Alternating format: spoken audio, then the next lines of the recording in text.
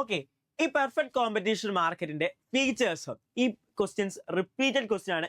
നിർബന്ധമായിട്ടും എല്ലാവരും പഠിച്ചിട്ട് തന്നെ പോകണം ഈ ഒരു ക്വസ്റ്റ്യൻസ്. നമ്മളിപ്പം പറഞ്ഞ അതിന്റെ ഡെഫിനിഷനിൽ പറഞ്ഞ കാര്യങ്ങൾ തന്നെയാണ് ഫീച്ചേഴ്സിലൊക്കെ തന്നെ വരുന്നത്. Large number of buyers and sellers. ഒരു പെർഫെക്റ്റ് കോമ്പറ്റീഷൻ മാർക്കറ്റിൽ കുറെ ബയേഴ്സും ഉണ്ട്, കുറെ സെല്ലേഴ്സും ഉണ്ട്. Large number of buyers and sellers, many buyers and many sellers ഉണ്ട്.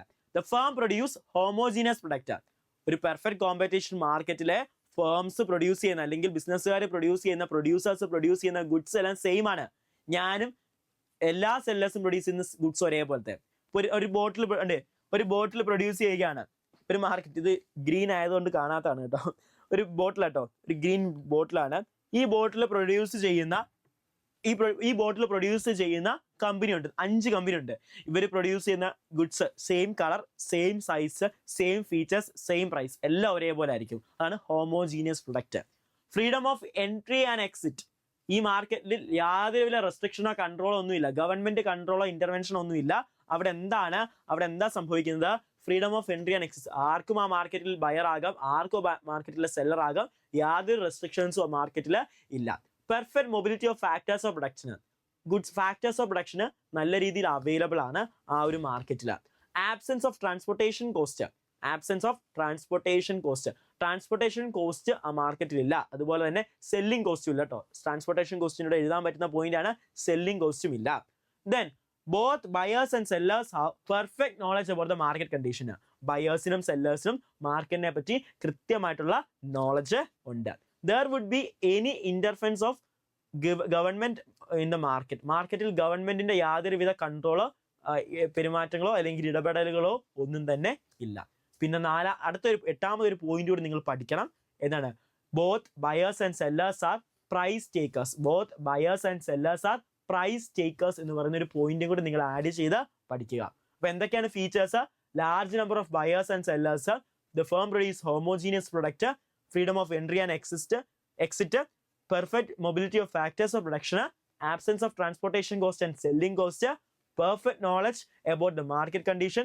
There will not be any interference of government in the market. Okay, ഇതിനകത്ത് പ്രധാനമായിട്ട് നിങ്ങൾ പഠിക്കേണ്ട പോയിന്റുകളാണ് ഹോമോജീനിയസ് പ്രൊഡക്റ്റും ദെൻ പ്രൈസ് ടേക്കേഴ്സ്. ഈ 2 കാര്യങ്ങൾ. ഹോമോജീനിയസ് നമ്മൾ ഓൾറെഡി പറഞ്ഞല്ലോ, same product, identical product, features same, colour same, branding same, size same, എല്ലാം സെയിം ആണ് ആ പ്രൊഡക്റ്റുകളുടെ. അതാണ് ഹോമോജീനിയസ് പ്രൊഡക്റ്റ് കൊണ്ട് ഉദ്ദേശിക്കുന്നത്.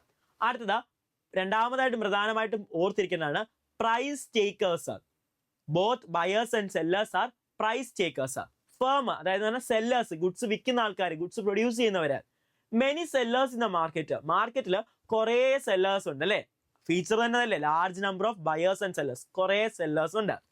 Product are identical. ഇവർ വിൽക്കുന്ന പ്രൊഡക്റ്റ് എന്താണ്? സെയിം ആണ്, ഐഡന്റിക്കൽ ആണ്, ഒരേപോലത്താണ്.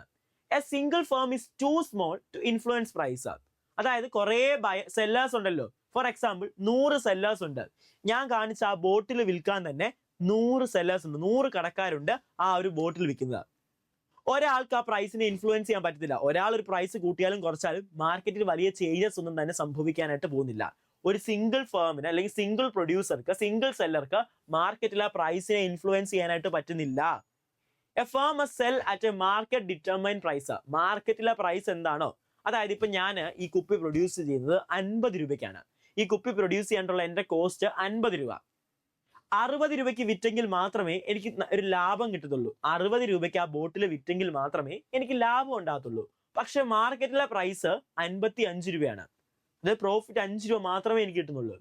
50 റുപ്പീസ് കോസ്റ്റ് ഉണ്ടായി 60ക്ക് വിറ്റെങ്കിൽ ആ പ്രോഫിറ്റ് എനിക്കൊരു വാല്യുബിൾ ആകത്തുള്ളൂ.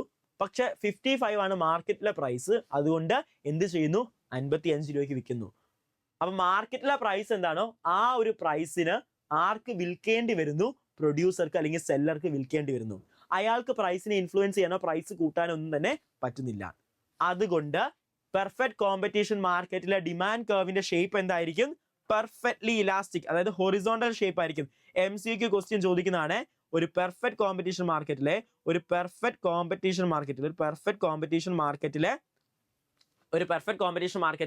ഡിമാൻഡ് കർവ്, ഫേമിന്റെ ഡിമാൻഡ് കർവ് പെർഫെക്റ്റ്ലി ഇലാസ്റ്റിക് ആയിരിക്കും. അതായത് ഹൊറിസോണ്ടൽ ആയിരിക്കും. എന്തായിരിക്കും?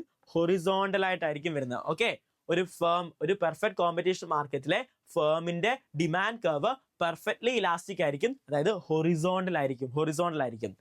ഇനി കൺസ്യൂമേഴ്സിന്റെ ഭാഗത്ത് ചിന്തിച്ചാലോ? കൺസ്യൂമേഴ്സിന്റെ ഭാഗത്ത് നോക്കുമ്പോൾ മെനി ബയേഴ്സ് ഇൻ ദ മാർക്കറ്റിൽ ധാരാളം ബയേഴ്സ് ഉണ്ട്, കുറെ ബയേഴ്സ് ഉണ്ട്.